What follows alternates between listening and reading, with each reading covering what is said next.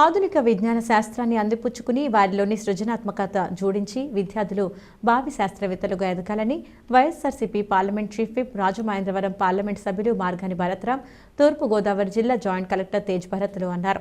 గురువారం స్థానిక Lalitanagar సీజీటీఎం English medium ఉన్నత పాఠశాలలో నిర్వహించిన డిఎల్ఈపీసీ 2022-23 జిల్లా స్థాయి ప్రదర్శన, ప్రాజెక్టుల పోటీలు, జిల్లా ఇన్స్పైర్ విజ్ఞాన శాస్త్ర ప్రదర్శనను ఎంపీ మార్గాని, రాష్ట్ర housing corporation chairperson Medapati Sharmilareddy, JC Tej Bharat, DCCP chairman Akula Veeraju ప్రారంభించారు. మేడపాటి ఇన్స్పిరేషన్ మన్ విజ్ఞాన ప్రదర్శనను ప్రారంభిస్తున్నట్లు ప్రకటించారు. మార్గాని మాట్లాడుతూ శాస్త్ర విజ్ఞాన రంగంలో భారత్ ఎన్నో విజయాలు సాధిస్తూ ప్రపంచ దేశాలకు గట్టి పోటీ ఇస్తుందన్నారు. మేడపాటి మాట్లాడుతూ మన దేశం ప్రపంచ దేశాలతో పోటీ పడుతుందని, టాలెంట్ అనేది ఎవరి సొత్తు కాదని, మనం విద్యా పరంగా 100% కృషి పట్టుదలతో పనిచేస్తామో లక్ష్య సాధన సులభమవుతుందన్నారు. తేజ్ భరత్ మాట్లాడుతూ రాతి యుగంలో రాళ్ల మధ్య రాపిడితో అగ్గి పుట్టించే నాటి నుండి చంద్రమండలంపై భారత శాస్త్రవేత్తలు రోవర్ని ల్యాండ్ చేసే స్థాయికి శాస్త్ర విజ్ఞానం అభివృద్ధి చెందిందన్నారు. స్టేట్ హజ్ కమిటీ సభ్యులు మహమ్మద్ ఇబాదుల్లా, షేక్ నిజాముద్దీన్, ఇన్స్పైర్ మనక్ జాతీయ స్థాయి పరిశీలకులు Banerjee, DEO K Vasudevarao, DYEO EVBS Narayana, urban DI B Dilip Kumar, rural MEO A Durga Tulasidas, CGTM పాఠశాల ప్రతినిధులు R Satyanarayanamurthy, K Saikumar, Chintala Krishnaji, ASR Prabhu, ప్రధాన ఉపాధ్యాయుని లీడియా గ్రేస్, కోలా సత్యనారాయణ, రమణారావు, గణపతి, మంగిన రామారావు, పీఈటీలు, విద్యార్థులు పాల్గొన్నారు.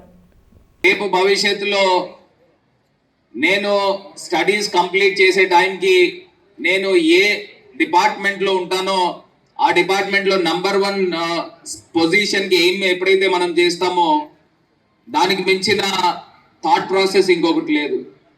సో ఇవాళ ఒక సైన్స్ ఫెయిర్ ఎగ్జిబిషన్ని ఏర్పాటు చేసిన ఎడ్యుకేషన్ డిపార్ట్మెంట్కి ప్రధానంగా వాళ్ళకి కాంప్లిమెంట్స్ చేస్తూ పిల్లలందరినీ కూడా ఇన్స్పైర్ చేయాలి. ఈ ప్రోగ్రామ్ పేరే ఇన్స్పైర్ మనక్.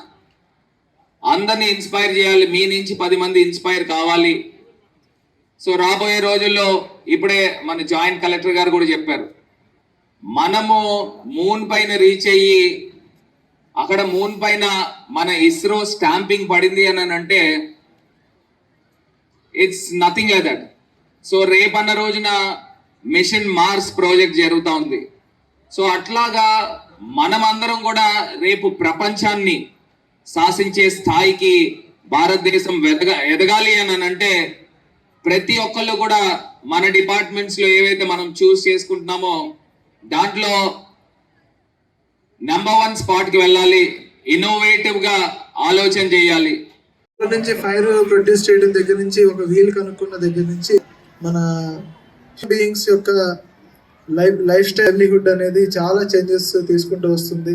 మన ఆచార వ్యవహార ఆహారపాలు, మనం రోజు వాడేటువంటి బోలు, టెక్నాలజీ పరంగా ఇప్పుడు చివరికి అంటే మనం మూన్ స్టేజ్ కూడా మనుషులు అనేది రావడం జరిగింది.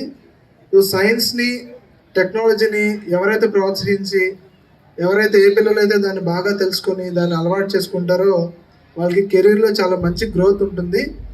సో ఎవరైతే మంచి ఇన్స్పాట్స్లో ప్రదర్శించి తీసుకుని వచ్చారో వాళ్ళని ఈరోజు అన్ని మంచి ప్రాజెక్ట్స్ని అన్ని స్కూల్స్ నుంచి ఇక్కడ డెమో పెడతాం జరిగింది.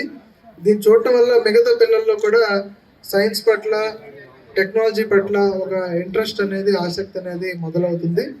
సో ఇది ఒక మంచి కార్యక్రమం.